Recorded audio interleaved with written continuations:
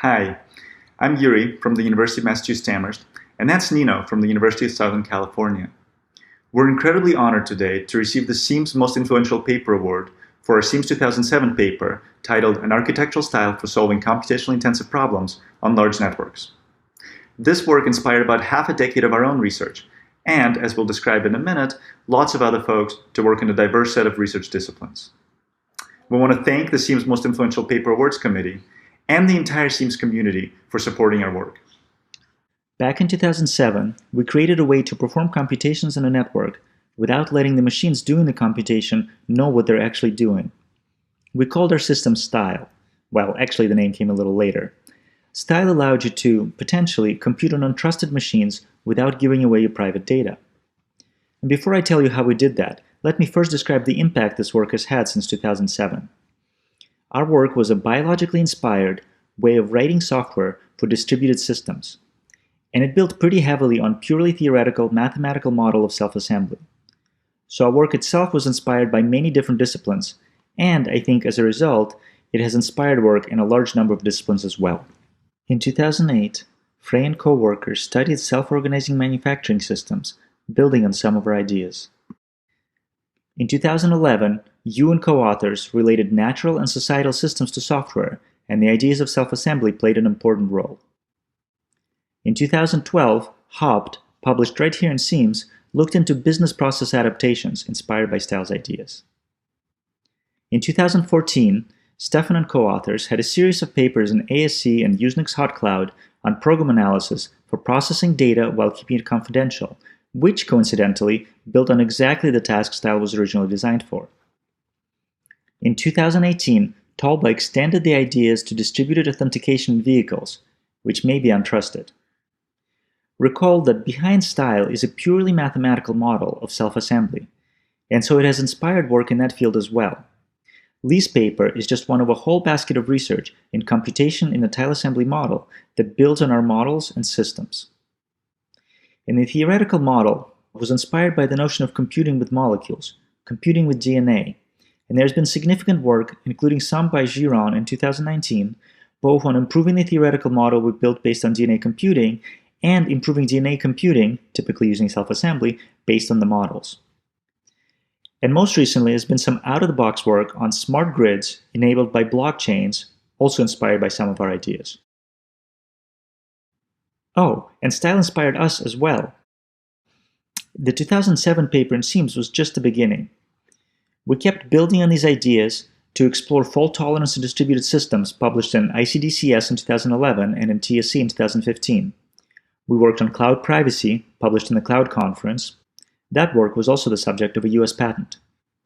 We also extended the work to computing on untrusted networks in general. You can read about that in Transactions on Dependable and Secure Computing paper. And finally, we've done a bunch of work on the theoretical model itself, published in theory journals. So, as you can see, Style, which itself applied ideas from many disciplines to problems in other disciplines, has been, fittingly, inspiring innovative research in a multitude of disciplines. So what is Style? What does it do? And what does it have to do with the theoretical model of DNA self-assembly? Let me tell you. The problem we tackled is keeping data confidential on the cloud. This word confidential is going to become really important. But before I tell you about that, let me introduce you to Amaya. This is Amaya.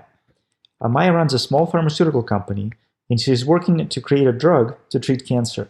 In her research, she needs to solve large computational problems, such as finding the lowest free energy state of a protein. That's known as the protein folding problem. Such computations are too large to run on a single computer. But Amaya has access to the cloud, thousands or even millions of computers at her disposal for relatively cheap. But Amaya's proteins are her proprietary data. She wants to keep that data confidential. She doesn't want the cloud provider or some attacker to know what protein she's folding. This turns out to be a very hard problem. If she just wanted to store the data on the cloud, we know how to do that. We just encrypt it. Traditional encryption doesn't work if she wants to do computation on the data. Something called homomorphic encryption works, but today that's incredibly slow and doesn't scale. So that's the problem we wanted to tackle, and our solution was to use distribution over multiple clouds to inject confidentiality. So really, this project was an exploration of a fundamental scientific question. Can splitting a computation onto multiple computers yield provable mathematical guarantees that the data remain confidential? How would this even work? Let me tell you. First, here's the plan. I'll describe to you a purely theoretical model, then how to make a distributed system out of it, and then why the result is confidential computing. Let's get started. Let's take a look at a simple example of adding two numbers. Let's say we want to add 5,780 and 5,767. We're going to do it with something called tiles. Bear with me. Let's encode our numbers with these squares, which I call tiles. 5,780 on the top and 5,767 on the bottom. Now, how are we going to add them? We'll use something called a computing tile. Here's one with 5 labels: A, B, C, S, and N. A, B, and C are what we call inputs. That means that for every possible combination of single-digit A, B, and C, we'll have a different tile. Here's one. A here is 5, B is 7, and C is 0. Now, S and N are defined in terms of the inputs, so we'll define S as the very last digit of the sum of A, B, and C. So it's A plus B plus C mod 10. In this example, 5 plus 7 plus 0 is 12, so that's 2 mod 10. N is all the other digits before the last one. So it's A plus B plus C divided by 10, rounded down. Here, 12 divided by 10, and rounded down, is 1. So for our computation, we'll need a tile that looks like this.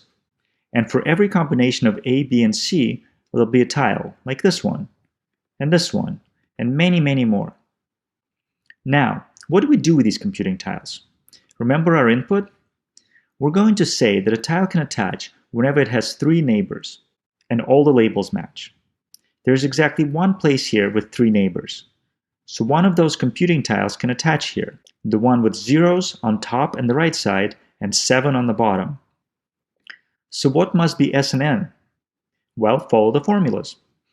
S is 7 and N is 0. Now there's a new place with 3 neighbors, so a tile can attach there, just as before. So let's go ahead and place it there with its labels already computed. Note that we aren't doing anything magical here. We're just adding the digits 2 at a time and carrying the 1. Another tile attaches, and another, and the last one. And you can read those center numbers, 11,547. That's the sum of 5,780 and 5,767. So we want to use this to build a distributed system, right? Everything I've shown you so far can, of course, be done in binary as well. So here's the exact same thing, adding 2 numbers in binary, 01010 and 01011. They add up to 10101. Now imagine that these tiles are actually computer programs running on a bunch of machines. So our entire computation is distributed on many computers. Each computer is running a few tiles, but it takes many to do this entire computation. Surely everything I've described tiles doing so far, you can program computers in a distributed system to do. What happens if someone compromises a few machines? Let's compromise machines 2, 3, and 6. Note that each computer only knows a tiny bit of the computation. They know a bit here, a bit there. They don't know the whole thing. And if you compromise part of the network, you can reconstruct parts of the computation. In this example, the attacker still only knows a few bits, but doesn't have enough information to recover the numbers being added to the sum. They just have partial information about the frequency of the 0s and 1s. They don't even know where the 0s and 1s they can see are in the computation. Note that if these aren't attackers compromising machines, but rather you just distribute your computation onto several clouds, the same observations holds. Each cloud provider has a hard time reconstructing the input. We'll measure just how hard a time in a minute. Alright, so what use is adding numbers in this distributed way? Well, there was a time long ago when showing that you can add and multiply numbers in this way was interesting. But more importantly, soon after, we showed that you can solve complex problems such as 3-set or that protein folding problem I wanted to solve earlier, using tiles. I won't go into the details here, but it turns out the mathematical tile model is Turing universal, That means that absolutely any program you can write in any programming language can be translated into a tile program, and so you can make a distributed system out of it. Alright, I've told you about the theoretical model. Now let me give you some intuition for how the distributed system works. Style is our automated tile-based distribution system. There are 4 things Style has to do, and I will describe them to you now, demonstrating how a computer program can accomplish each of them.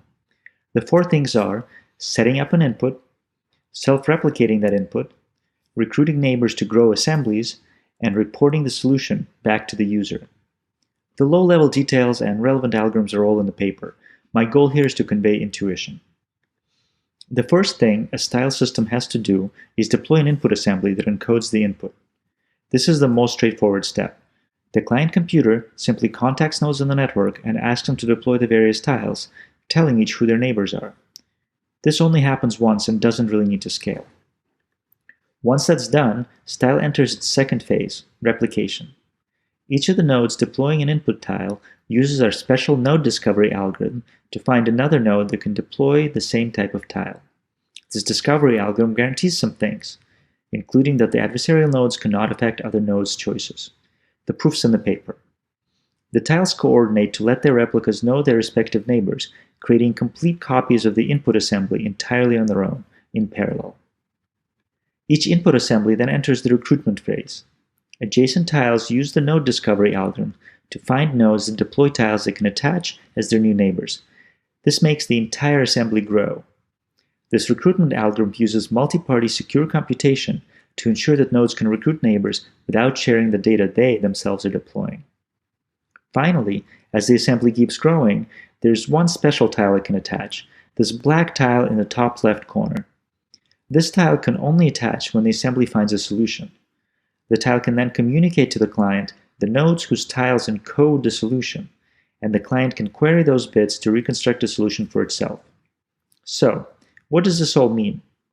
Well, I skipped a lot of details, but my goal was to communicate an intuition to you. Tiles are simple computing machines. Each computer in the network can surely simulate being a tile. Many tiles at once, in fact, millions. We just have to program them very carefully, which we've done for you. Now, if you want to use Style, you just download our software called Mahjong, and you don't have to worry about any of this discovery, replication, and recruitment business. The entire deployment happens automatically for you. Alright, so you believe me that one could build such a distributed system. Let's talk about its benefits. First, let's talk about data confidentiality, since that's why we started on this path in the first place. Let's come up with a threat model. How about a very strong adversary, the Byzantine model? Some fraction of the nodes on which the computation is deployed is trying to learn your data. These nodes get to collude and act together to confuse you and to steal your data. You don't know who they are, and if they want, they can pretend to be good and then attack you at the worst possible time. Here's what Style guarantees in that setting. In essence, you can compute the probability that such an adversary will be able to learn the confidential data. Given a computation happening on some data, given the size of that data, and given the fraction c of nodes someone can compromise, this formula describes the probability that the adversary can learn your confidential data. It's a bit of a complex formula with a double exponential, so let's look at it visually. We're looking at a log plot of the probability that an adversary can compromise the data. There are 3 lines here for different sizes of inputs, in bits. Note that the larger the input, the lower is the probability of compromise. On the x-axis is that fraction c of the nodes that the adversary can compromise. Surely, if the adversary can control 100% of the nodes, they can reconstruct the entire input assembly and steal your data. We don't even show that on this graph. If the adversary can control more than half of the nodes, Style simply doesn't work. Controlling half the nodes means you can compromise the data about 63% of the time. Still not good. But as we shift to the left side of the graph, the probability of compromise drops dramatically. If the adversary controls 10% of the network, they have a 10 to the negative 40 probability of compromising a 56-bit input. And remember, everything I say here about adversaries is also true about clouds. If you deploy your computation on 10 different clouds, then each cloud provider only controls a tenth of the nodes, and therefore has a 10 to the negative 40 chance of knowing the 56-bit input on which it's helping perform computation. So the takeaway here is that when you deploy a Style system, you specify an arbitrarily small epsilon, And the style deployment guarantees the probability your data is compromised is below that epsilon. And you can make that epsilon really, really small without much trouble. Let me shift gears for a second and talk about the inspiration of style. Style was inspired by nature. In nature, things self-assemble all the time. Atoms form molecules, proteins form cells, organisms form societies. They do these things autonomously and are able to correct errors and tolerate faults, and they scale really well. The hope is that style will too. So let's talk about some properties of self-assembly and how style uses them. In 2004, researchers came up with a way to make tiles tolerate faults. The key idea is to replace each tile with a 2x2 square of tiles. Here, a tile with labels A, B, C, and D becomes 4 tiles in a 2x2 square. The outside labels are still A, B, C, and D, plus there are some unique inside labels. I won't go deep into the details here, but the key observation is that making an assembly 4 times as large, this way, squares the work an adversary has to do to either learn the data or to break the computation. So if before there was a 10% chance of learning the data, making the assembly larger, you make the chance 1%. And then you can do it again and make it a 0.01% chance, and so on. And the same for an adversary that's trying to make the computation returning the wrong answer. So a linear increase in the execution speed gives us quadratic increase in security. And you can actually do this for higher order polynomials as well, by making 3x3 and 4x4 and so on squares. Let's shift away from theory and talk about software. We went ahead and built Mahjong, an implementation of style. It's open source and built on top of the Prism MW framework.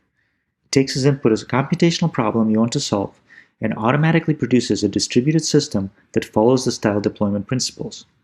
For our evaluation, we deployed it on 3 different networks: an 11-node cluster, all in one room, an 186-node high-performance cluster distributed across 2 locations in Los Angeles, and a 100-node subset of Planet Lab, an old network distributed all over the world.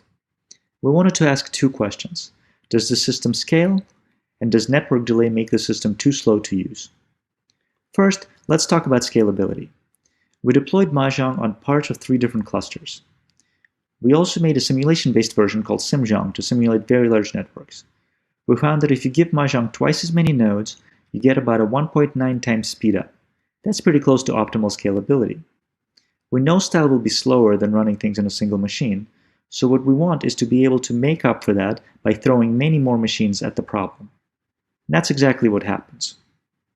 Second, we wanted to know how network delay affects style.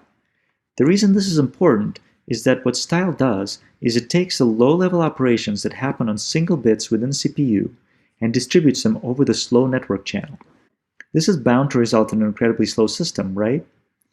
The key to observe here is that network channels have much higher latency than CPUs, but throughput is a totally different entity. When we ran our experiments, we found that the time it took to solve a problem on the 3 networks, some of which, recall, were in one room and others all over the world, didn't vary very much. How can that be? Well, the key is that style is all about parallelism. If every node that deployed a tile sent a message out to, let's say, replicate, and then waited for the answer, yes, that would be incredibly slow. But that's not what happens. Every node deploys thousands, if not millions of tiles. And so, the node doesn't wait. It sends out a message that deals with one tile and then moves on to dealing with another. The node never waits for the messages wait for the node. So network latency doesn't affect system throughput. So, style. It's a totally crazy, nature-inspired model for distributed computing. We've made it fully automated, and while it's still somewhat slow, it provides some really valuable guarantees. First, that data remain confidential, which is important to Maya, and second, that adversaries cannot break the computation. From a scientist's point of view, the contributions of our work are that it's a demonstration of a fundamental ability to achieve a form of data privacy via distribution, together with some formally proven bounds, and an empirical demonstration of a bound on the computational cost of achieving data confidentiality in this way. As we described earlier, style has influenced research from manufacturing systems to vehicle network authentication to smart grids that use blockchains, plus half a decade of our own work on secure, private, and fault-tolerant distributed systems.